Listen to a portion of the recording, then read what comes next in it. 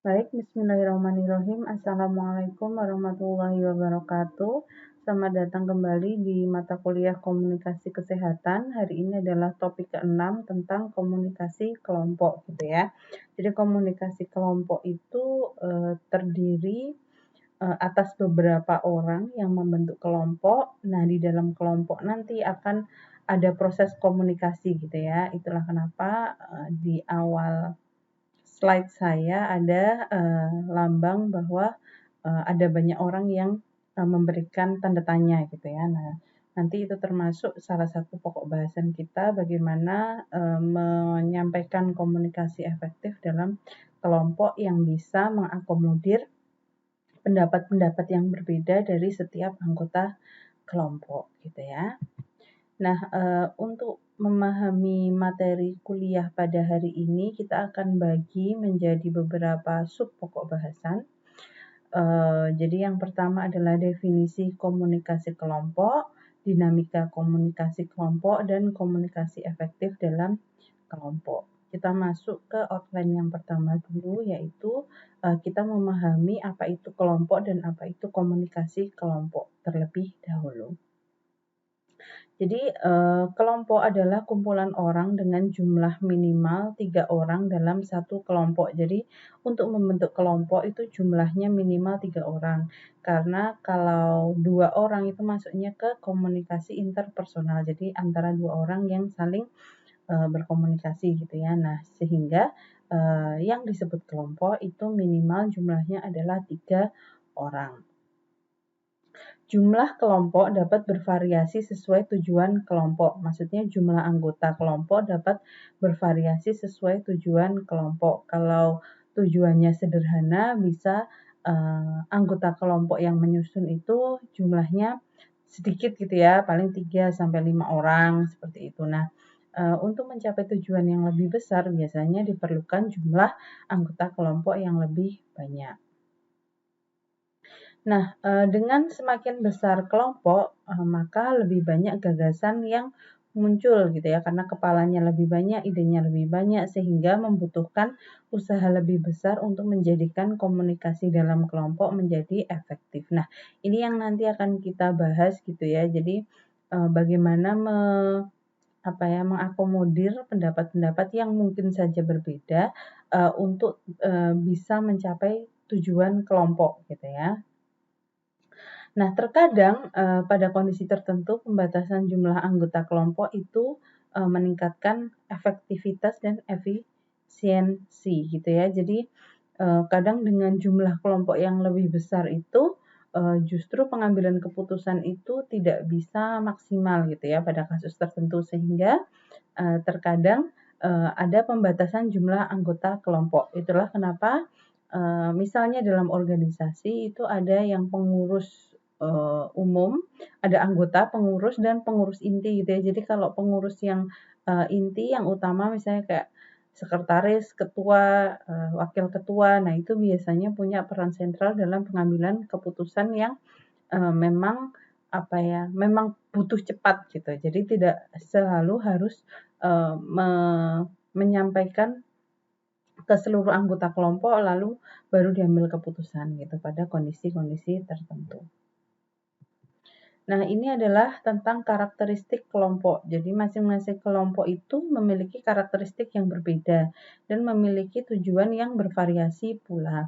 Tujuan komunikasi kelompok adalah pencapaian tujuan atau target yang dimiliki kelompok. Jadi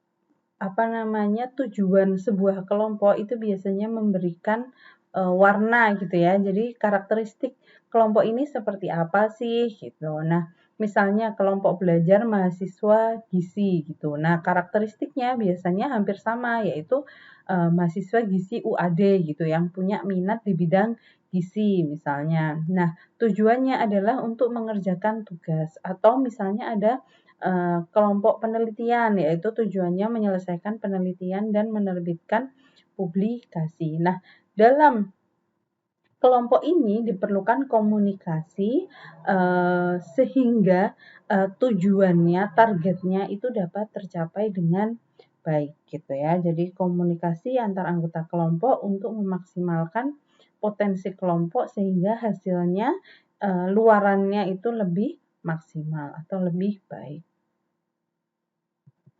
Nah, ini adalah struktur kelompok. Jadi struktur kelompok ditentukan oleh seluruh anggota kelompok di awal pembentukan grup. Jadi misalnya setelah dibagi gitu ya, atau setelah kita memutuskan untuk bergabung di kelompok mana, nah nanti oleh anggota kelompok yang tergabung itu akan didiskusikan di awal. Jadi siapa nih yang akan jadi ketua misalnya, siapa nih yang akan jadi anggota, atau nanti anggota bisa dibagi lagi menjadi tugas-tugas yang lebih spesifik gitu ya. Nah, biasanya seseorang yang motivasinya tinggi, mengenal dengan baik tugas kelompok itu akan dipilih menjadi pemimpin atau ketua kelompok gitu. Anggota kelompok yang lain yang bukan sebagai ketua bisa membagi tugas sesuai kapasitas dan kapabilitasnya. Jadi kapasitas itu seberapa banyak dia bisa mengambil peran, dan kapabilitasnya itu dia punya skill apa gitu ya.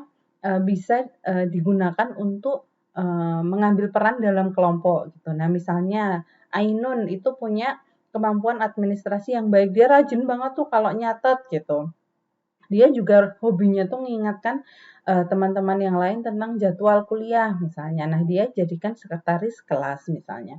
Lalu Tiara, dia memiliki kemampuan komunikasi dengan banyak orang dan mampu menjelaskan program kelompok dengan baik. Nah, dia baik atau cocok ditempatkan sebagai humas. Jadi dia tugasnya adalah menyampaikan program-program dalam kelompoknya. Di kelompokku ada kegiatan ini loh, gitu. Nah, dia menyampaikan ke kelompok yang lain sehingga visi misi atau program-program kelompok itu bisa tersampaikan dengan baik gitu. Jadi memang masing-masing anggota dalam kelompok itu biasanya punya potensi masing-masing gitu ya. Nah, tugasnya ketika membentuk struktur kelompok ini adalah menemukan tempat yang tepat bagi orang tersebut sehingga potensinya bisa maksimal gitu ya. Jangan sampai orang yang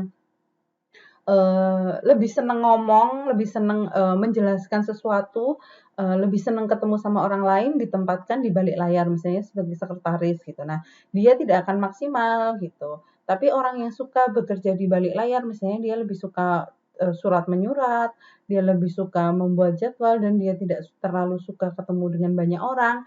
Nah, itu jangan ditempatkan di humas gitu karena nanti ketika di humas komunikasinya tidak akan berjalan dengan maksimal gitu.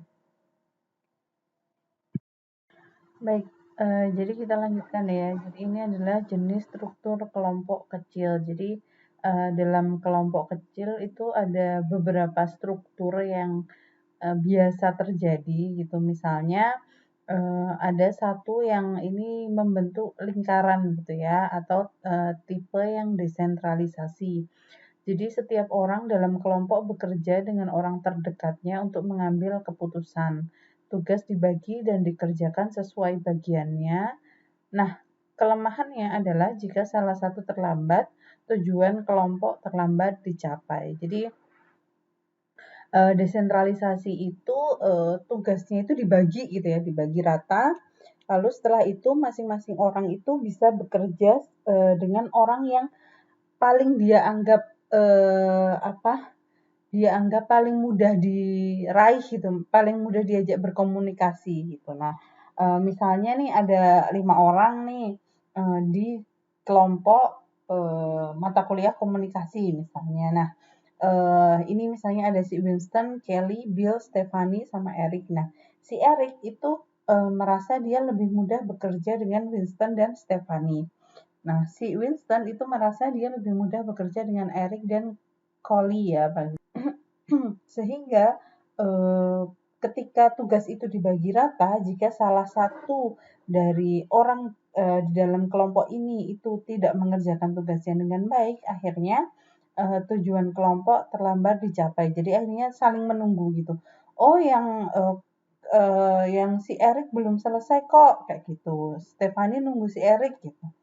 Nah, akhirnya ada delay gitu ya, ada delay dalam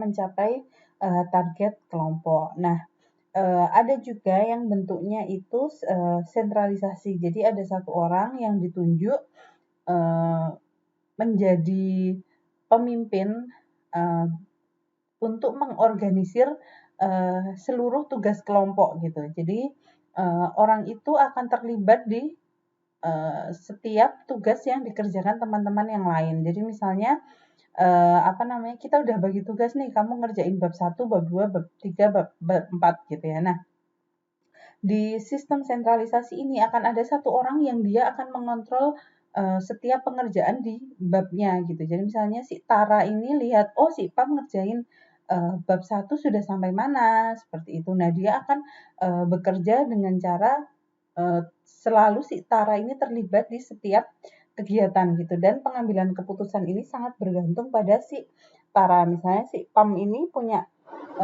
punya kesulitan gitu. Terus dia perlu pertimbangan. Nah, pertimbangannya akan bertanya ke Tara gitu.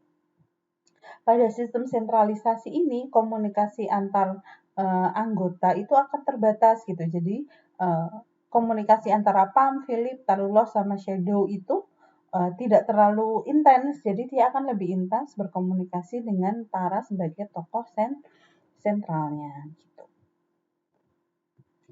Nah, ini yang disebut dengan jaringan atau networking. Jadi hubungan antara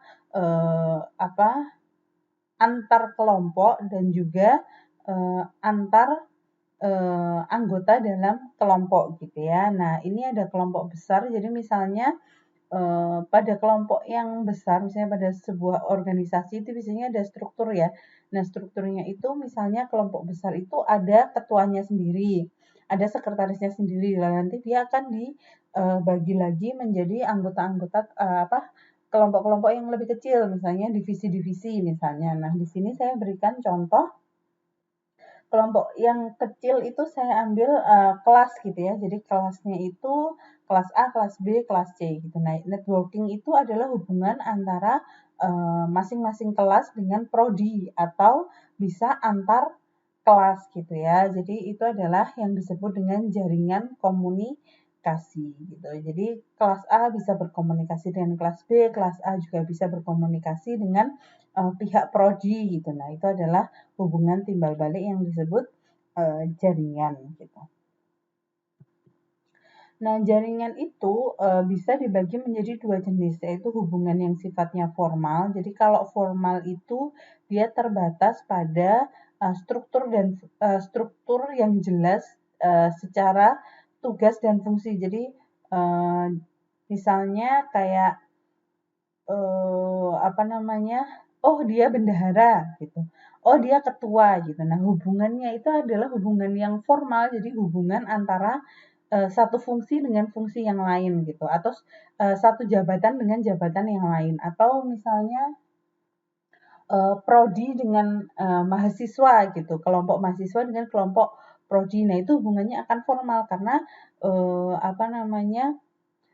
dia punya hierarki gitu. Jadi prodi akan mengakomodir kelas-kelas mahasiswa gitu, sehingga prodi dalam hierarki organisasi dia lebih tinggi daripada kelompok-kelompok mahasiswa. Nah, hubungan antara dua kelompok itu disebut dengan hubungan formal gitu ya. Masing-masing kelompok itu punya tugas dan fungsi yang jelas gitu. Nah, ada juga yang disebut hubungan informal. Jadi jaringan antar anggota dalam kelompok dan orang di sekitar kelompok. Jadi ini tidak terpaku pada tugas dan fungsi. Misalnya si A dari kelas B mendiskusikan dengan si C dari kelas A misalnya gitu. Atau pakai nama aja ya biar lebih gampang. Misalnya Mas Dimas dari kelas A berdiskusi dengan Mbak Hesti dari kelas C misalnya kayak gitu. Nah, itu tidak terikat dengan Mas Dimas sebagai apa, Mbak Hesti sebagai apa, tapi mereka ada hubungan pertemanan misalnya yang dia akhirnya berkomunikasi satu sama lain yang disebut dengan hubungan informal gitu. Lalu ini adalah jenis komunikasi kelompok. Jadi komunikasi kelompok itu bisa dibedakan menjadi komunikasi eksternal dan komunikasi internal. Ini mungkin mudah ya. Jadi komunikasi eksternal itu antar kelompok. Jadi misalnya ada kelompok-kelompok kecil, nah itu antar kelompok itu berkomunikasi disebut komunikasi eksternal, baik dia ke sesama kelompok kecil atau dia ke tingkatan hierarki yang lebih atas, ke kelompok yang lebih besar gitu. Nah, kalau komunikasi internal itu komunikasi antar anggota di dalam grup atau di dalam kelompok. Nah, ini yang penting dipelajari bahwa ada yang namanya interdependensi antar anggota kelompok. Jadi ada hubungan interdependen. Jadi dependen itu saling bergantung gitu. Dan saling bergantungnya tuh nggak cuman misalnya dengan ketuanya gitu, tapi ada hubungan ketergantungan antara satu anggota kelompok dengan satu anggota kelompok yang lain gitu. Jadi masing-masing punya peran. Jika ada satu aksi dari anggota kelompok, maka akan mempengaruhi proses pencapaian tujuan atau target kelompok. Jadi hasil kerja dari satu anggota itu akan berperan pada hasil pencapaian tujuan atau target kelompok. Masing-masing peran anggota kelompok berkontribusi pada sukses tidaknya pencapaian target kelompok seperti puzzle. Jadi jika satu tidak berperan, hasilnya tidak akan maksimal, akan ada yang hilang gitu ya. Jadi kadang merasa bahwa ada anggota kelompok itu yang merasa bahwa nggak apa-apa lah kan nanti ada yang lainnya yang lebih pintar misalnya, ada yang lainnya yang akan mengerjakan. Akhirnya dia tidak mengerjakan dengan baik gitu. Nah, dia tidak sadar bahwa anggota yang lain itu juga bergantung pada dia gitu. Kalau dia sampai kerjaannya tidak selesai atau tidak maksimal, nah itu hasil keseluruhan kerja kelompok itu juga tidak akan maksimal gitu. Kalaupun ada teman lain yang bisa membantu mengerjakan tugasnya dia, itu ingatlah bahwa orang tersebut sudah punya tugas sendiri gitu. Jadi ketika dia membantu tugas orang lain itu juga tidak akan maksimal karena itu akan melampaui kapasitasnya dia. Dia bisanya mengerjakan harusnya misalnya satu orang harusnya 10 gitu.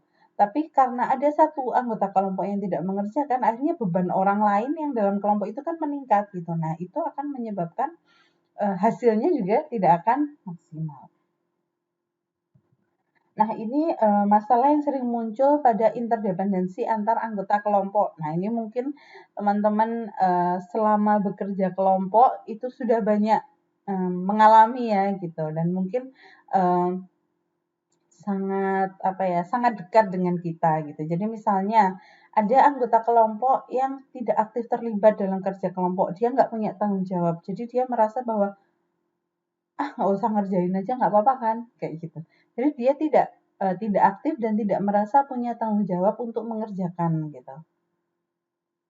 Nah, ada juga yang dia anggota kelompok yang perannya seadanya. Jadi dia bekerja berdasarkan kebutuhannya dia untuk diakui dalam kelompok gitu. Jadi misalnya dia khawatir kalau dia tidak mengerjakan itu namanya tidak ditulis sebagai anggota kelompok. Tapi ketika mengerjakan, dia tidak mengerjakan dengan maksimal. Yang penting kan aku ngumpulin, yang penting namaku ditulis gitu. Jadi dia kalau dibilang kayak parasit gitu ya. Jadi dia itu ada di situ tapi tidak memberikan kontribusi, justru dia mendapatkan keuntungan dari teman-teman yang lain karena nilainya dia dapat tapi dia kerjanya minimal gitu. Dia tidak bisa memberikan apa yang terbaik untuk kelompoknya. Nah, ada anggota kelompok yang tidak menyadari bahwa performance satu anggota akan berpengaruh pada nilai keseluruhan kelompok. Misalnya ada beberapa orang yang motonya yang penting kan udah mengerjakan gitu. Terus atau nanti kan ada si X yang lebih pintar yang akan membenarkan. Itu yang seperti saya jelaskan bahwa pola berpikir seperti itu akan menjatuhkan nilai kelompok secara keseluruhan. Jadi mungkin teman-teman sudah pernah saya sampaikan di kelas kasus ketika mengerjakan tugas kelompok misalnya, lalu dalam satu tugas kelompok itu terlihat sekali bahwa ada gap gitu ya, ada kesenjangan antara yang mengerjakan itu rajin dan yang mengerjakan seadanya gitu. Jadi nilai yang mengerjakan dengan baik itu sudah bagus tuh, udah parafrasenya bagus, citasinya bagus, tapi begitu pindah ke bab selanjutnya yang dikerjakan oleh orang lain, ya tadi yang dia mikirnya, "Ah, seadanya, yang penting udah mengerjakan," akhirnya nilainya jadi drop gitu. Karena ternyata dicek plagiasinya tinggi atau kalimatnya tuh nggak bisa dibaca gitu. Nah, itu adalah salah satu bentuk apa namanya interdependensi antar kelompok, sehingga kalau satu orang dalam kelompok itu tidak mengerjakan tugasnya dengan maksimal, maka hasil akhir kinerja kelompok juga akan terganggu, akan tidak maksimal juga gitu. Jadi sadarilah dalam kerja kelompok itu setiap orang itu punya peran dan performance dia itu sangat mempengaruhi luaran kualitas kerja kelompok kalian gitu. Nah, ini kita lanjut ke yang disebut sebagai identitas kelompok. Jadi identitas kelompok juga merupakan bentuk komunikasi nonverbal yang memberikan informasi tentang karakteristik kelompok melalui logo, moto, seragam, dan lain-lain. Jadi dia biasanya meningkatkan kekompakan kelompok. Jadi misalnya ini saya berikan contoh lambang IMM gitu ya. Jadi apa sih yang mau diceritakan dari logo IMM ini gitu.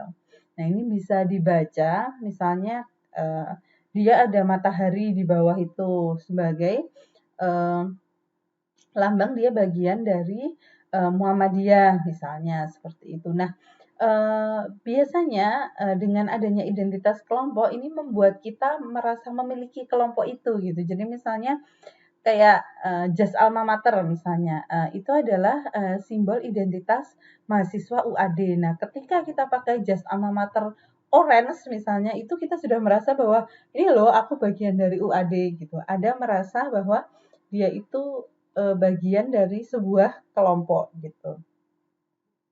Nah, biasanya kalau pakai orang bisa mengidentifikasi itu, misalnya orang itu memakai jas oranye. Oh, biasanya kalau mahasiswa UAD itu kalau yang pakai jas oranye-oranye kayak gitu, biasanya orangnya ramah, supel gitu. Kalau datang kemana-mana pasti ucap salam dulu, misalnya ke masyarakat dia apa namanya santun, dia agamis misalnya seperti itu. Nah, itu adalah bahasa komunikasi nonverbal yang dimunculkan dari identitas kelompok. Nah, ini adalah fungsi selanjutnya kita akan membahas tentang fungsi kelompok, yaitu pertama memenuhi kebutuhan instrumental, yaitu kebutuhan untuk bertahan hidup, misalnya peningkatan akses ke sumber daya dan meningkatnya perlindungan dan rasa aman. Jadi dengan kita bekerja secara berkelompok itu akses ke sumber daya itu semakin besar gitu ya, daripada kalau kita bekerja sendiri gitu. Dan juga meningkatnya perlindungan dan rasa aman. Jadi, oh ada yang ditanyain kok nanti anggota kelompok yang lain gitu. Jadi dia merasa lebih aman. Lalu yang kedua, memenuhi kebutuhan interpersonal untuk bersosialisasi, saling mengingatkan, dan saling mendukung. Lalu yang ketiga, memenuhi kebutuhan akan identitas. Seseorang akan berkumpul dengan kelompok dengan visi yang sama. Contoh, kelompok pendukung ibu menyusui, KPI Ibu misalnya. Lalu kelompok pendidik gizi, kelompok mahasiswa gizi. Jadi mereka biasanya punya identitas tertentu yang punya visi yang sama. Jadi misalnya kalau pendukung ibu menyusui itu ya dia adalah ibu-ibu yang berkumpul membentuk kelompok untuk membantu ibu-ibu yang lain untuk bisa menyusui misalnya. Atau kelompok pendidik gizi adalah orang-orang yang berkumpul untuk untuk membangun sebuah sistem sehingga mereka bisa memberikan pendidikan gizi ke masyarakat misalnya. Nah, seperti itu. Fungsi kelompok jadi di sini ada 3 ya. Kebutuhan instrumental, interpersonal, kebutuhan akan identitas. Nah, ini selanjutnya kita akan mempelajari tentang jenis kelompok kecil. Jadi ada yang grup itu berdasarkan tugas. Jadi yang disebut task oriented group. Kelompok yang dibentuk untuk menyelesaikan masalah atau mencari ide. Salah satunya adalah tim kerja. Tapi ada juga kelompok yang dia berdasarkan hubungan interpersonal antar anggotanya. Nah, ini dibagi menjadi 2, primary group dan secondary group. Yang primary itu lebih bertahan lama. Jadi misalnya kayak teman dekat, keluarga yang orang-orang terdekat dengan kita. Jadi kelompok itu terbentuk atas ikatan emosional, interpersonal dan hubungannya untuk menjaga kedekatan gitu ya. Nah, kalau yang secondary group itu hampir sama tapi tidak sesering pada grup primer komunikasinya.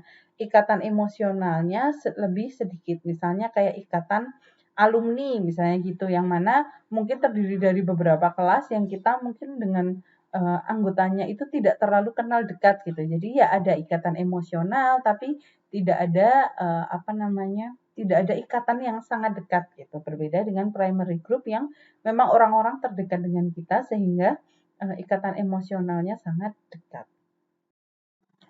Baik, selanjutnya kita akan masuk ke outline yang kedua, yaitu dinamika komunikasi kelompok. Jadi, di dinamika komunikasi kelompok ini kita akan membahas tentang kelebihan atau keuntungan bekerja secara berkelompok dan kekurangannya, itu ya terkait dengan komunikasi.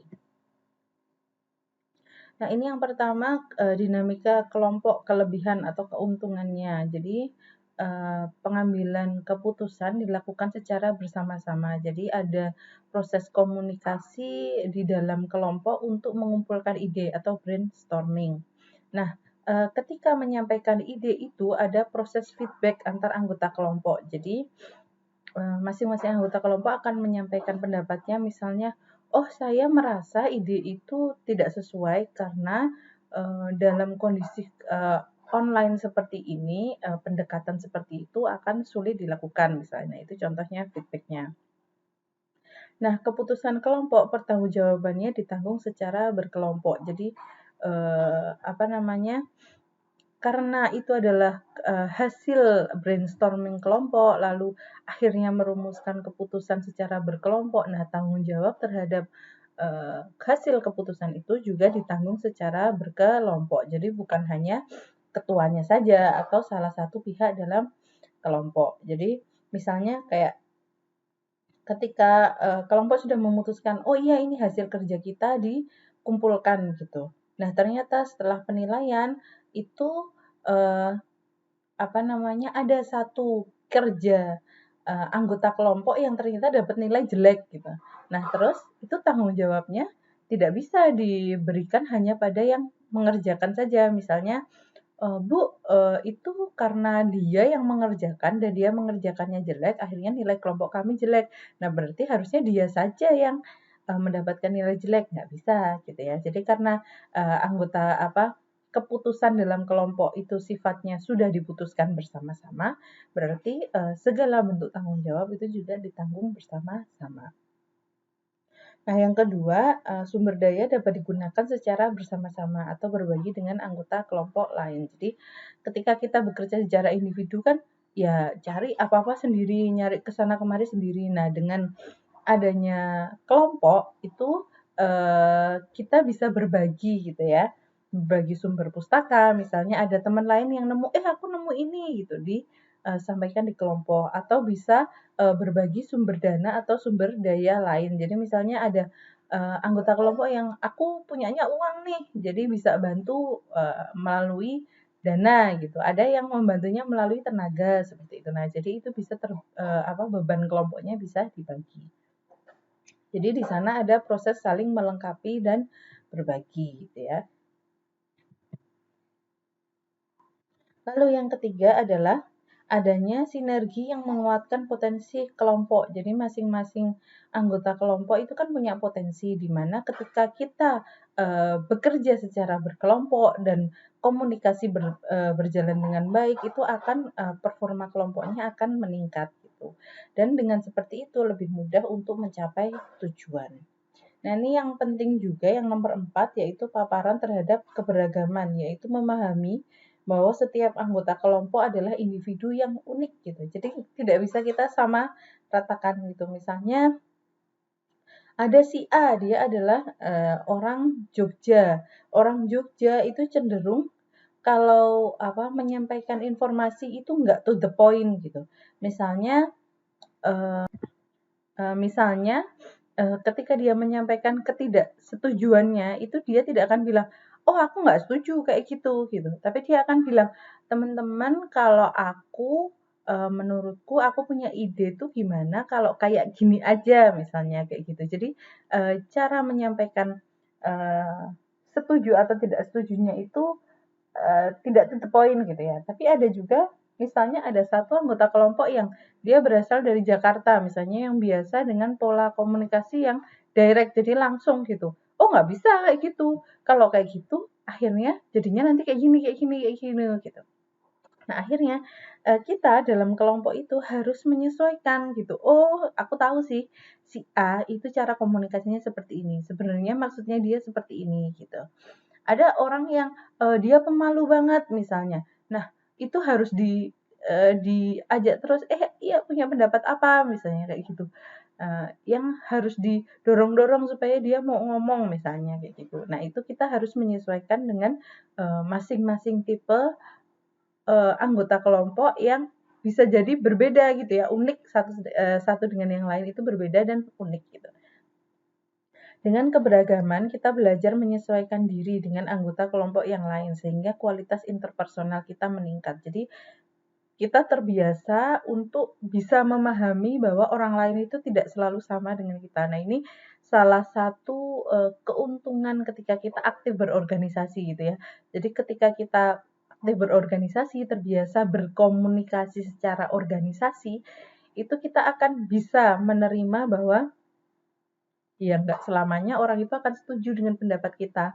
Ya bisa jadi, cara orang menyampaikan pendapatnya itu berbeda gitu. Jadi nggak harus, semuanya ide kita yang dipakai, patokan kita yang dipakai, belum tentu gitu. Nah ini terlatih ketika pada komunikasi kelompok gitu ya. Nah, selain, keuntungan, ada juga kekurangannya. Misalnya, pada kasus tertentu terdapat tugas yang membutuhkan keahlian yang akan lebih efektif jika dikerjakan sendiri. Keterampilan yang tidak dikuasai semua orang atau spesifik, misalnya keterampilan mengedit video gitu. Nah, kalau kita harus ngajarin orang lain caranya ngedit video, oh nambahin sound, ngedit, motong, kayak gitu. Nah itu, akan membutuhkan banyak waktu dan sumber daya gitu. Nah akhirnya kayaknya ini lebih mudah dikerjakan sendiri deh kayak gitu. Oh sehingga, kalau ada orang yang tidak terampil yang mau membantu justru akan menghambat tugas diselesaikan. Nah pada kasus, kelompok ini, sebaiknya memang apa namanya, memang ditentukan. Jadi misalnya perlu ngedit video, yang bisa ngedit video siapa gitu. Nah, dia akan diberikan tugas yang khusus ngedit video karena dia keahliannya di situ gitu. Nah, itu caranya supaya, apa namanya, kerja kelompok tetap bisa berjalan gitu ya, bukan terus, "Ah, ya udah kalau gitu dia kerjain sendiri aja, kita nggak usah bantu," nggak kayak gitu. Jadi tetap dibagi tugasnya, kalau memang dia butuh keterampilan, tugas itu butuh keterampilan khusus, ya berikan pada orang yang memang punya kapasitas dan kapabilitas untuk itu gitu, yang lainnya mengerjakan tugas yang lain. Proses pengambilan keputusan yang cenderung lambat karena melibatkan banyak orang. Jadi, kadang ketika terlalu banyak orang, proses pengambilan keputusan juga akan menjadi lambat. Nah, yang ketiga adalah tantangan interpersonal. Misalnya ada satu anggota kelompok tuh yang sibuk banget, kayak gitu. Susah banget nemuin jadwalnya. Ada satu yang jaringannya jelek banget, jadi dia kalau diajak diskusi di grup itu, tidak pernah aktif, seperti itu. Alasannya jaringannya lambat, gitu. Ada juga yang level kepeduliannya rendah. Jadi, ya udahlah terserah mau ngerjain enggak, pokoknya aku anulah, nantilah gampang gitu. Jadi dia tidak punya kepedulian bahwa dia itu berperan dalam kelompok gitu. Jadi ya udahlah aku sesampainya aja, aku nggak perlu ngerjain bagus-bagus kayak gitu. Lalu pengukuran banyak sedikitnya peran terhadap kelompok yang sulit ditentukan. Jadi kita nggak bisa mengukur tidak bisa mengukur oh si A itu perannya paling besar, oh si B itu perannya paling sedikit seperti itu. Nah itu sangat subjektif gitu ya. Jadi pengukuran secara objektifnya itu sulit gitu. Seberapa banyaknya itu tidak bisa diukur gitu ya. Nah, selanjutnya ada juga yang disebut dengan social lovers. Jadi tipe anggota kelompok yang bekerja dan berharap anggota kelompok lain tidak menyadari atau berharap orang lain tidak mengganggu sistem kerja mereka yang longgar atau santai. Jadi orang ini tuh kerjanya nggak bagus gitu. Tapi dia berharap orang lain nggak notice. Jadi nggak orang nggak tahu deh aku ngerjainnya asal kayak gitu. Lalu berharap orang lain tidak mengganggu sistem kerja mereka yang longgar atau santai gitu. Terus harapannya nggak ada lah anggota kelompok yang lain misalnya ngerecokin gitu. Misalnya, kamu ngerjain dong kayak gitu. Nah dia tidak suka dengan diganggu seperti itu gitu. Tapi kerjanya jelek dan dia berharap orang lain nggak sadar kalau kerjanya dia jelek gitu. Nah ini banget mengganggu banget sangat mengganggu pada pencapaian target kelompok gitu ya. Nah, kita akan masuk ke komunikasi efektif dalam kelompok. Jadi bagaimana sih kita berkomunikasi secara efektif dalam kelompok supaya kendala-kendala tadi bisa teratasi dengan baik. Jadi membangun komunikasi efektif dalam kelompok membutuhkan kompetensi atau skill. Jadi harus dilatih dan dikembangkan. Nah, ini kerasa banget kalau orang tuh belum terbiasa bekerja dalam organisasi, belum biasa bekerja dalam kelompok, lalu dia masuk dalam kelompok, itu biasanya baperan gitu. Jadi ketika usul nggak didengerin, udah nggak usah ngomong lagi aja. Aku usul juga nggak didengerin kayak gitu. Ada juga orang yang merasa dia paling paling paling baik dalam kelompok. Jadi dia akan dominan gitu, ngomong terus kayak gitu, menjelaskan maksudnya. Nah itu biasanya dia belum terbiasa uh, berkomunikasi dalam kelompok di mana dia kadang juga harus mendengarkan, kadang idenya juga tidak akan diterima gitu. Jadi itu akan berkembang sesuai dengan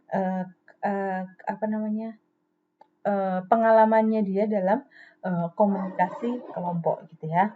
Nah ini melibatkan peran antar anggota kelompok. Jadi bukan hanya bergantung pada salah satu anggota kelompok.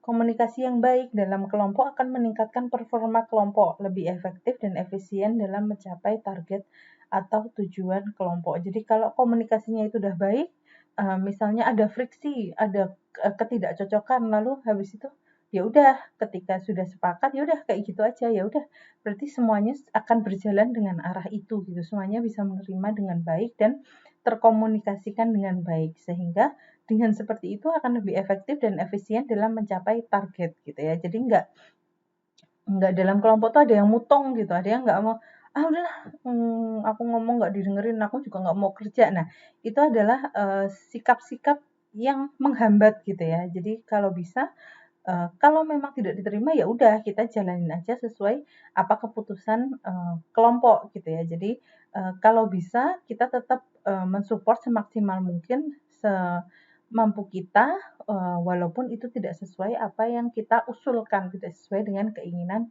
kita gitu. Nah ini adalah strateginya. Yang pertama adalah tentukan metode yang paling efektif dalam kelompok. Jadi sebelum kita memulai kegiatan komunikasi kelompok, tentukan dulu kelompok ini itu mau berkomunikasi via apa gitu. Apa yang paling mudah dan semua anggota itu bisa mengakses gitu. Misalnya dia ada yang jaringan jelek banget gitu, ada yang dia waktunya sempit banget gitu. Nah, tentukan dengan segala perbedaan itu mana yang paling mudah gitu. Kalau memang beda jadwal, beda kualitas jaringan ya jangan milih yang meeting platform gitu karena akhirnya komunikasi itu tidak akan berjalan baik saat meeting, ada yang putus-putus, ada yang nggak bisa datang, dan lain-lain gitu. Jadi pilihlah komunikasi yang bisa mewadahi semua semua kondisi masing-masing anggota gitu ya, walaupun pada akhirnya tidak akan semuanya maksimal gitu, tidak akan semuanya itu sesuai harapan, tapi setidaknya meminimalisir kesenjangan gitu ya. Dan yang kedua, analisislah kendala komunikasi yang mungkin muncul dan sampaikan kepada anggota kelompok. Nah, ini penting. Jadi, saya di AIMI itu selalu kami membiasakan diri untuk mendisclose sesuatu. Jadi misalnya kita memang punya kendala, misalnya aku bakal slow respon nih jam sekian sampai jam sekian soalnya aku ngajar gitu.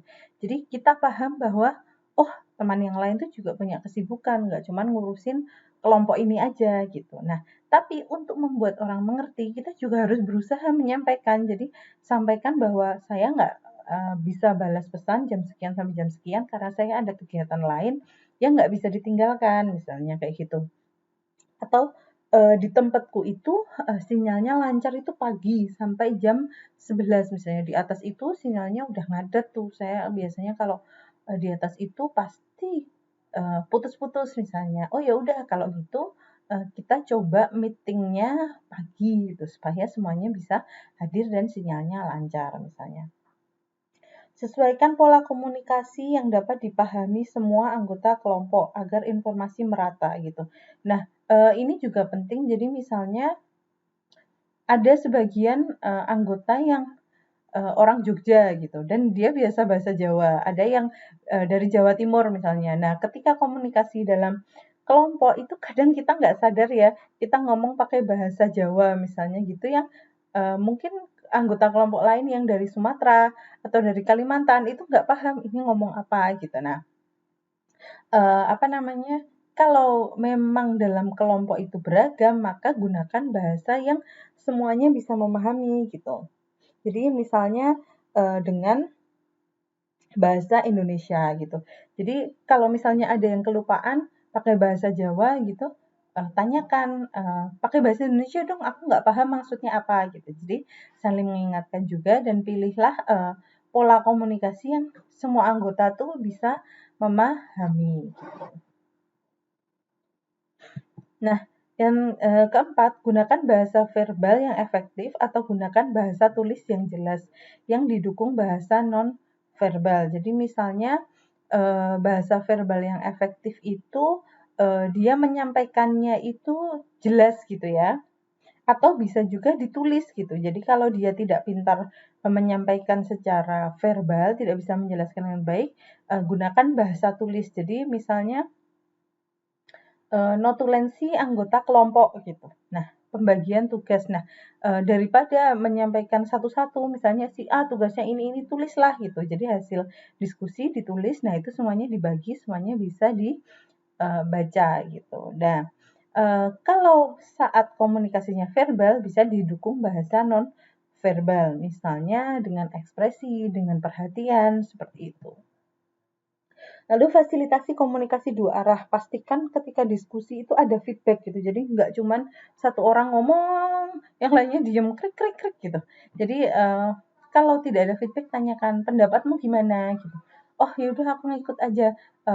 Kalau tentang ini kan belum disepakati. Kalau kamu usulnya gimana gitu. Jadi kalau memang ada hal-hal yang masih perlu didiskusikan, kalau bisa dikejar gitu. Kamu pendapatnya gimana tentang ini gitu. Lalu gunakan teknik kemampuan mendengar dan mempelajari. Jadi kita juga meskipun kita sebagai ketua, kita juga meluangkan waktu untuk mendengarkan anggotanya. Jadi bukan kita terus yang ngomong, kita terus yang ngatur gitu. Jadi berikan waktu pada anggota kita untuk menyampaikan pendapatnya dan itu kita dengarkan dengan baik gitu. Kita pelajari dengan baik maksudnya apa gitu. Sehingga komunikasinya bisa berjalan dengan efektif dan informasi yang kita dapat juga komprehensif gitu. Jangan sampai ketika kita tidak setuju usulnya orang lain di tengah kita potong misalnya. Jadi kalau aku lebih suka kelas itu online, oh nggak bisa, nah kayak gitu. Itu berarti kita memotong di tengah jalan gitu ya. Jadi biarkan dulu dia cerita, dia maunya apa, arahnya kemana, nah baru kita tanggapi. Lalu interpretasikan bahasa non verbal. Jadi ada beberapa orang tuh yang kalau tidak sesuai maunya terus diem, dia nggak mau jawab sepanjang diskusi itu terus dia diem gitu. Nah, itu salah satu bahasa nonverbal yang seharusnya anggota kelompok yang lain juga sadar gitu. Jadi kalau dia udah diem gitu, coba ditanyain, kalau kamu pendapatnya gimana gitu, ada ide nggak terkait ini misalnya kayak gitu. Siapa tahu idemu yang ini bisa dipakai uh, kelompok gitu. Sehingga apa namanya? Kita bisa mengirimkan informasi tapi juga mendapatkan feedback dari teman-teman yang lain sehingga komunikasi berjalan efektif dan meminimalisir konflik gitu ya. Nah, ini ada namanya encourage. Jadi encourage itu mendorong, memberikan semangat kepada anggota kelompok lain yang kurang berperan atau kurang percaya diri. Jadi kalau bahasanya yang konseling kemarin itu menumbuhkan percaya diri gitu ya. Jadi dia itu proses di mana kita itu mengajak orang yang misalnya kurang aktif atau dia tidak pede menyampaikan pendapatnya untuk aktif berperan. Nggak apa-apa, ngomong aja gitu. Nanti kita dengerin, siapa tahu justru idemu itu nggak pernah terpikirkan sama kita yang di sini. Gitu. Nah, seringkali masalah yang dihadapi kelompok adalah terdapat beberapa anggota yang dominan dan sebagian yang lain sudah merasa terwakili sehingga tidak perlu berpendapat atau berperan. Jadi, oh udah kok dia kan pintar, pasti nanti dia udah bisa mewakili itu, udah semuanya dia sebutin kayak gitu. Aku nggak perlu nambahin kayak gitu. Nah, orang-orang yang seperti itu perlu didorong, ditekankan bahwa setiap anggota kelompok itu punya potensi gitu dan punya peran dalam mencapai tujuan kelompok. Jadi pendapatnya dia itu sangat penting dalam kelompok gitu.